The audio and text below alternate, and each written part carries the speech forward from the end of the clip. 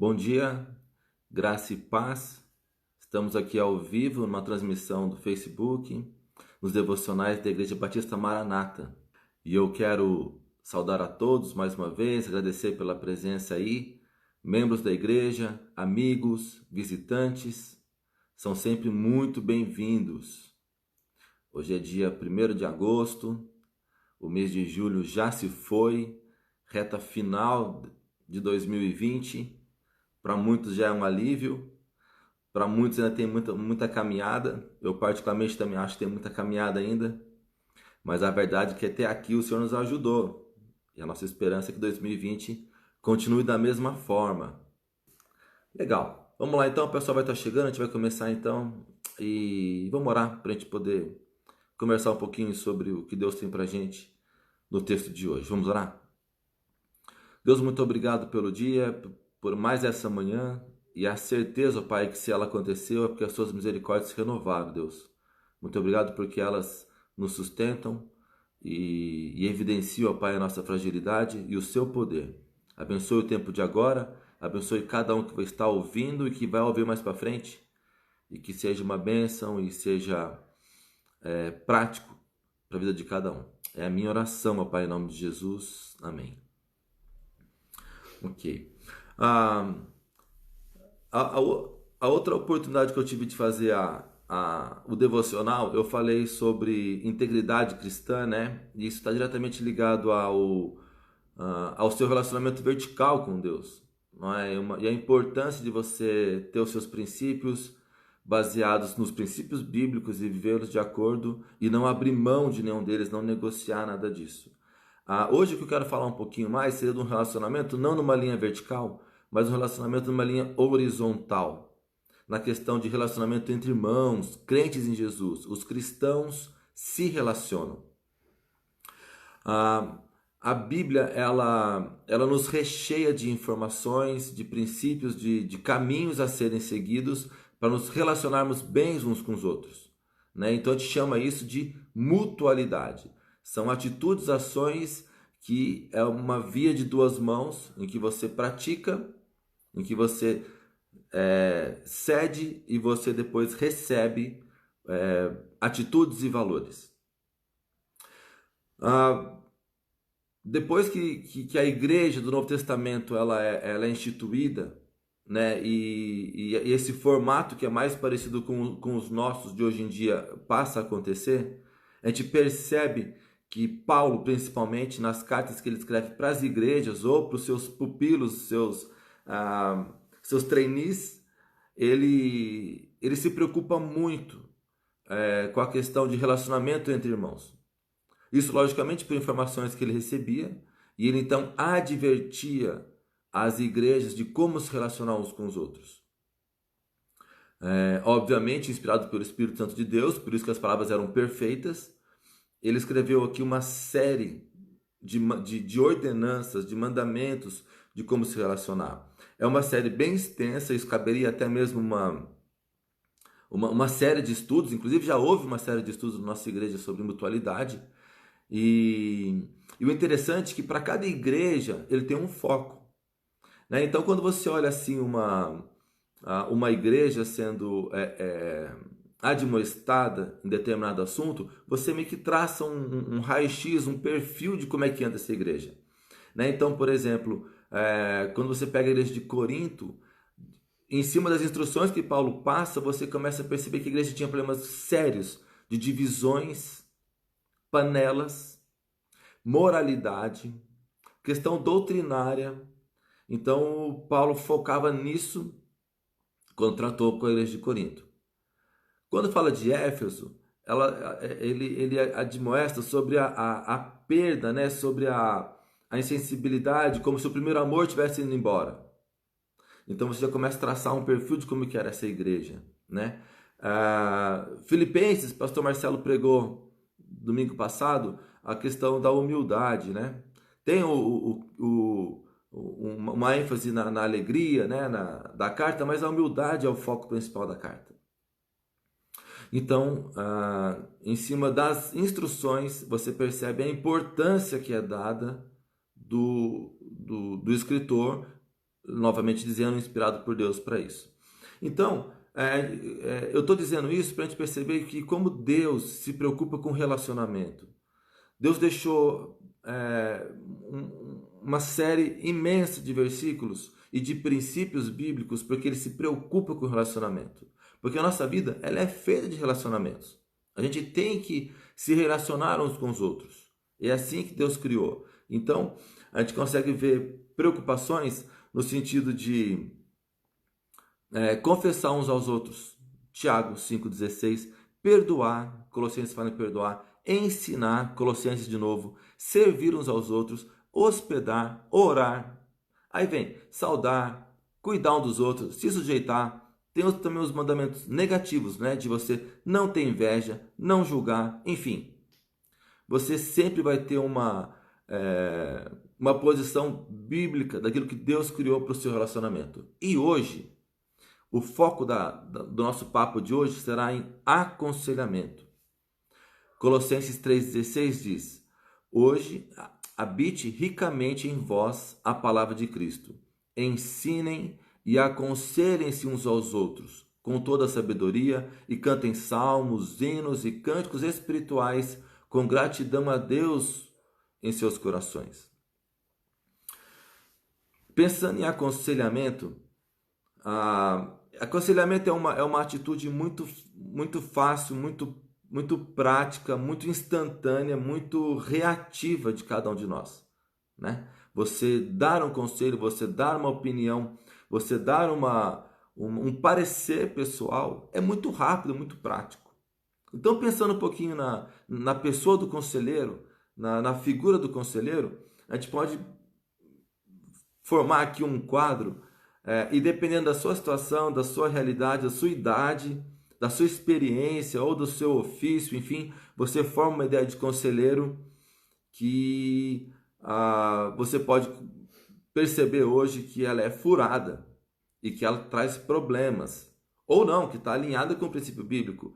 Então, graças a Deus, vamos poder falar um pouquinho aqui sobre o que a Bíblia fala sobre o aconselhamento. Se você, por exemplo, é jovem, adolescente ou criança, né? Salvo se você for um diretor de acampamento ou se você for um saudosista de acampamento, você sabe que conselheiro, quando se fala em conselheiro, você pensa numa equipe de conselheiros. Você pensa em jovens, né, quase adultos, com bagagem bíblica, com histórico de servir na sua igreja e estão ali no acampamento para receber acampantes e ali serão os conselheiros deles. Se for conselheiro de criança, você vai ser o tio deles. Você vai ajudar a trocar de roupa, vai ajudar a cortar o bife no prato. Se você é um conselheiro de um grupo de jovens, você vai ter que falar de coisas mais substanciais, de princípios e valores com mais intensidade, com mais consequência, porque é uma nova realidade deles. Então, conselheiro bíblico está bem nessa linha aí. Só que conselheiro não é uma exclusividade do cristão, né? Vou pensar, o conselheiro também é uma profissão, ele é um ofício, né? Empresas usam conselheiros no seu conselho fiscal, enfim, eles são até remunerados para isso, né? O que é a função deles?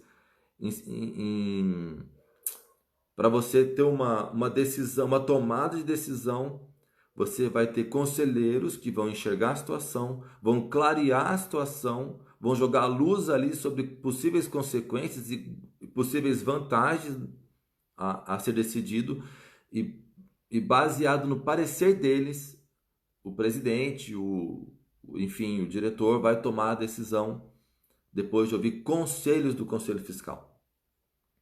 Vou pensar também em conselheiros, se você gosta de filmes, se você é fã de Hollywood, você vai lembrar de alguns filmes instantâneos e que tem conselheiros amorosos que participam de uma comédia romântica e dá aqueles palpites, aquelas dicas para que um casal se acerte, coisa e tal. Não deixa de ser um conselheiro. Ou pode ser aquele conselheiro manipulador de um drama em que manipula uma situação a fim de prejudicar alguém, também é um conselheiro. A história recente diz que a história antiga e recente diz que todos os líderes, né, os reis, tiveram seus conselheiros, um conselho que tinha uma forte. Eles persuadiam, eles tinham um poder, a palavra deles tinha um peso, a palavra deles, e eles eram ouvidos pelos reis. Recentemente, os presidentes também têm isso, né? Se você gosta de Netflix, fica a dica aqui, tem uma série que chama The Family, e eles têm e são cristãos que têm acesso aos presidentes dos Estados Unidos. Galera, presidente dos Estados Unidos, não é qualquer um que chega ali não. E eles têm acesso aos presidentes há muito tempo, há muitos anos. E eles conseguem levar conteúdo cristão para eles. Olha que bênção. Olha que legal. Só que tem uma outra série de conselheiros aí que atingem um público que não é restrito como o presidente dos Estados Unidos. Somos todos nós. Sabe quem são? Quem são? Os YouTubers, os influenciadores digitais. Esse tem acesso a qualquer um, ó, assim, desde os nossos bebês até não tem fim. São pessoas que usam a rede social e usam a sua influência para colocar situações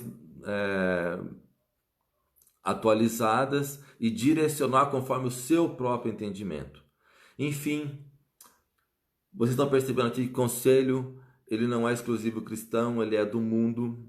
E não tenha dúvida que o diabo usa muito isso para conduzir o plano dele. Então, onde seguir, para onde caminhar? Graças a Deus que temos a Bíblia, a palavra de Deus perfeita e inspirada e que funciona, graças a Deus por isso. A gente vai ver aqui um texto em que é muito didático, em que uma situação em que uma pessoa, diante de um pedido, ela corre atrás de conselhos. Ela recebe dois tipos de conselhos, bem distintos, um confrontando com o outro. E ela toma a sua decisão baseada nos conselhos e tem a sua consequência. Vamos lá ver o que a Bíblia fala sobre conselho? Vamos falar um pouquinho de 1 Reis 12. A história aqui é de Roboão. Roboão, ele está numa seguinte situação. Ele é filho de Salomão e ele vai assumir o trono. No momento que ele assume o trono, o que acontece? O povo pede para ele uma atitude. Qual que é essa atitude? De que ele tenha um governo que aliviasse um pouco a carga tributária, a carga de serviço, que tirasse um pouco o pé do acelerador, diminuísse a intensidade, a fim de que tivesse um pouco mais de tranquilidade o povo. Esse era o pedido. E o que Roboão fez? Talvez a primeira e única atitude coerente e certa que ele poderia fazer. Ele buscou conselhos. Ele não tomou uma decisão de imediato, ele não foi no rompante, ele não deu a resposta na hora, ele pediu um tempo e ele foi buscar conselhos. E aqui entra a nossa história, aqui entra o conceito bíblico diante desse contexto. Roboão procurou dois grupos distintos de pessoas e que deram para eles dois tipos de conselhos também distintos. Então eu vou separar aqui nos bons conselhos e nos maus conselhos. Para cada um deles eu vou destacar rapidamente 3 aspectos de cada um. E a gente vai perceber que os bons conselhos, ele tem um formato, uma característica, ele tem uma validade. Da mesma forma que os maus conselhos também têm todo um raio-x, que é para você fugir dele e você não usá-los também, porque é mutualidade. Você pede conselho, mas você também dá conselho. Vamos lá então?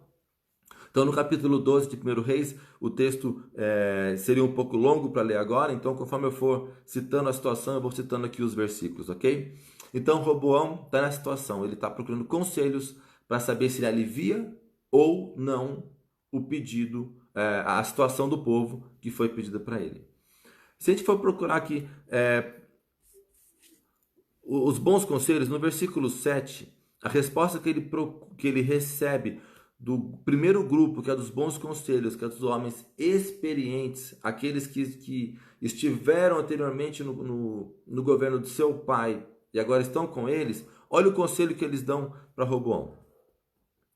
Eles lhe disseram, versículo 7, se hoje te tornares servo desse povo e os servires, e atendendo falares boas palavras, eles se farão teus servos para sempre. Irmãos, o primeiro aspecto de um bom conselho aqui, talvez o mais importante. O bom conselho, ele está baseado em princípios bíblicos, em verdades bíblicas. Você não vai encontrar um bom conselho se você não tiver uma base bíblica por trás.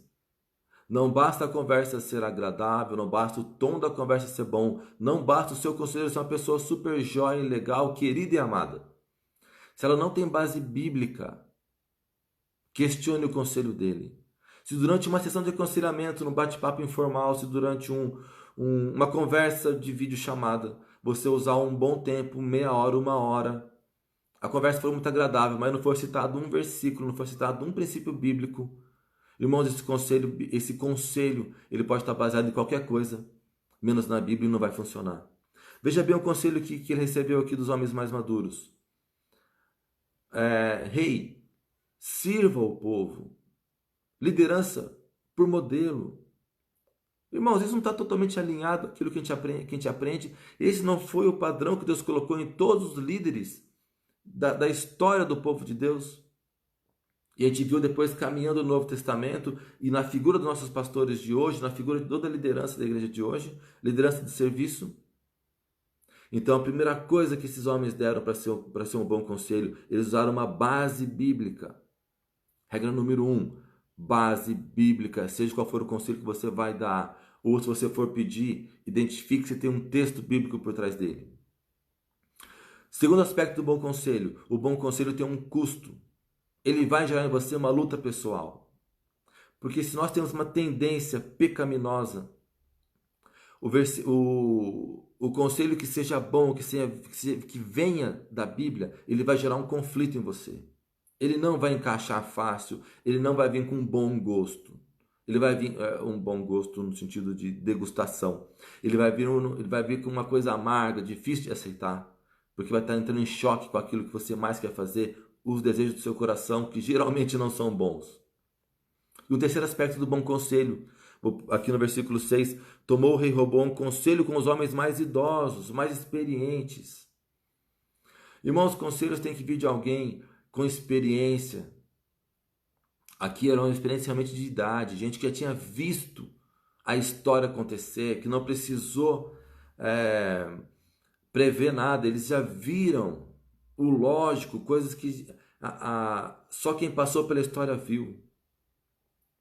Pessoas que passaram pela história com discernimento. Não basta só você ter experiência e um discernimento. Mas é muito complicado você falar com alguém com toda boa vontade, com boa... querendo aprender, mas se a pessoa não passou por aquilo, ela pode estar no mesmo barco que você. Então, procura a experiência. Irmãos, não tem como não deixar de pensar aqui na figura dos nossos homens mais velhos, na figura das mulheres mais velhas. Quando a Bíblia fala de que as mulheres mais velhas ensinam as mais novas, irmãos, é isso. Olha que bênção, mais velhos ensinam os mais novos. E assim com certeza você consegue achar mais aspectos interessantes nos bons conselhos. Eu separei esses 3 para ficar bem didático hoje. Então, base bíblica. Vai ter luta, vai ter conflito com você. E terceiro, pessoas que experiência pode ajudar. Agora, os maus conselhos também tem alguns aspectos. Você também separar 3 que você vai concordar comigo. E você vai ficar atento para não buscar esses conselhos ou não dar esses conselhos. Primeiro, depois de que Roboão ouviu o conselho dos mais velhos, no próprio versículo 7, no versículo 8 ele fala, porém ele desprezou o conselho. Ele, sem ouvir os maus conselhos, segunda categoria de conselheiros, ele já tinha rejeitado o bom conselho. O mau conselho, ele geralmente ele vem carregado já de uma negativa. ele já vem com uma predisposição de achar aquilo que você quer. Você busca conselhos ou você dá conselhos em cima daquilo que já vai agradar a sua própria pré-intenção. Aquilo está no fundo do seu coração que de repente nem você sabe ainda. Mas o segundo aspecto é que essa intençãozinha, essa sementinha que você nem percebeu que está ali ainda, ela vai casar com aquilo que você quer ouvir. E olha só o versículo 10, o que ele fala. E os jovens que haviam crescido com ele lhe disseram: assim falarás a este povo que disse: teu pai fez pesado o nosso jugo, mas tu aliviou sobre nós. Assim lhe falarás: meu dedo mínimo é mais grosso do que os lombos de meu pai.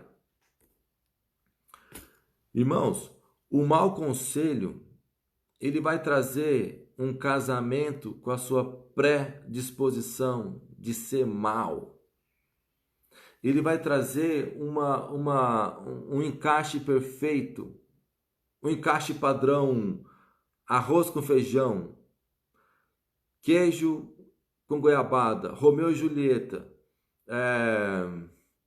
pão com manteiga, M11 e Nico no meio de campo, uva passas, que não combina com nada, uva passa é só uva passa, não misture com nada, mas um casamento perfeito. Você não vai ter luta nenhuma, ele vai encaixar. E se encaixou fácil, é porque os seus desejos humanos, carnais, vão estar se ressaltando daquilo que você tem por fazer. Cuidado com isso, irmãos. Cuidado com o que você aconselha e cuidado com o que você ouve. E um último aspecto dos maus conselhos. Ele geralmente vai estar vindo de alguém que está na mesma situação que você. Vai estar alguém que está com a mesma visão sua. Então ele recebeu esses conselhos de homens que era da sua juventude, da sua infância. Ele não buscou uma visão de alguém que está com um prisma diferente. Ele buscou alguém, percebe a intenção dele, como foi conveniente para ele ter alguém com a mesma visão. Não teria luta, não teria que lutar com a própria carne, não teria que lutar contra o egoísmo. Ele queria um álibi, na verdade. Então, cuidado com os conselhos em que vem de pessoas que estão talvez na mesma crise que você. Cristãos em crise, que se aconselham com um cristão em crise, não gera bons frutos, não gera bom resultado, gera maledicência, gera divisões e os dois se afundam mais. Então, cuidado. Então, esses aspectos vai nortear o nosso relacionamento cristão. Então, assim como os mandamentos de mutualidade têm o seu valor e têm a sua importância e ele tem uma sua regra de conduta, olhe para esses aspectos da conduta do aconselhamento. Não faça um aconselhamento por fazer, não dê palpites por dar. Use valores bíblicos e princípios bíblicos para tratar um com o outro. E a garantia de sucesso não é o seu desejo, o seu querer, mas aquilo que Deus quer para você. E sabe qual foi o final dessa história? Roboão ouviu, sabe qual conselho? Ele rejeitou dos mais experientes, ele foi de cabeça dos mais novos. E ele gerou ali uma divisão, uma crise, uma guerra civil na comunidade. Ele precisou sair fugido para não morrer. Ele perdeu homens de confiança mortos à pedrada, porque ele causou uma revolta no povo dele. Irmãos, não tinha como dar certo essa história. Não tinha como dar certo. A história continua, Deus intervém, graças a Deus porque Deus intervém, porque Deus, na soberania dele, colocou no coração de Roboão essa decisão. É uma coisa que foge do nosso entendimento, mas é uma coisa para a gente crer. E Deus conduziu a situação e poupou pelos propósitos que ele tinha mais na frente da história. Mas deixou com que Roboão deixasse essa lição para a gente, de que conselhos só funcionam se eles tiverem uma base bíblica. se eles causarem uma luta pessoal em você, e se vier de pessoas com capacidade de te ajudar. Então valorize, irmãos, o aconselhamento bíblico. Valorize, irmãos, toda vez que você vai numa reunião, que você busca o conselho de um pastor, que você busca o conselho do seu diácono, que você busca o conselho do seu irmão mais velho, do seu discipulador. Ele vai abrir a Bíblia para você e vai conduzir, e a mutualidade na questão do aconselhamento vai funcionar. Amém? Irmãos, essa é a minha palavra para hoje. Eu espero que tenha servido, que seja uma bênção para você e que você possa meditar nisso. E que isso seja uma verdade e funcione. E que te motive a buscar conselhos e também a dar conselhos. Então você se prepare, tenha bagagem, leia a Bíblia, se carregue de princípios bíblicos, porque você pode ser grandemente usado na mutualidade, no relacionamento cristão que você tem na igreja e que você tem entre os irmãos dos crentes desse mundo afora aí. A mutualidade hoje, ela cruza fronteiras. Hoje com a internet aí, você pode praticar mutualidade e aconselhamento bíblico mundo afora. Então você use essa ferramenta que Deus deu. Amém? Vamos orar para encerrar? Deus de amor, muito obrigado mais uma vez pelo tempo de hoje. Obrigado porque o Senhor deixou princípios, deixou verdades para a gente claras e que, uma vez usadas dentro do seu padrão, ó Deus, se tornam bênçãos uns para os outros. Obrigado por isso, obrigado pelos irmãos, ó Pai, que investem e investiram na minha vida, Deus. Obrigado por cada um deles. É a minha gratidão, ó Deus. É a minha oração de hoje para que o teu povo cada vez mais use aconselhamento de modo a um melhorar o outro. É a minha oração, ó Pai, e certamente é a tua vontade, porque a Bíblia assim o diz. Abençoe o resto do dia, Deus. É a nossa oração. Abençoe o fim de semana que começa. Abençoe o culto, ó Pai, de amanhã. Obrigado, ó Deus, pelo mover que o Senhor tem feito em nossa igreja. E obrigado pelas pessoas que estarão ali. Obrigado pelas pessoas que estarão acompanhando o Senhor, mesmo de casa. E que nossa igreja, ó Pai, continue firme, ó Pai, no propósito de pregar a palavra. E que o Senhor abençoe cada um dos nossos pastores e a nossa igreja, Deus. É a minha oração de hoje, em nome de Jesus. Amém. Irmãos, um bom dia mais uma vez para vocês e que Deus nos abençoe.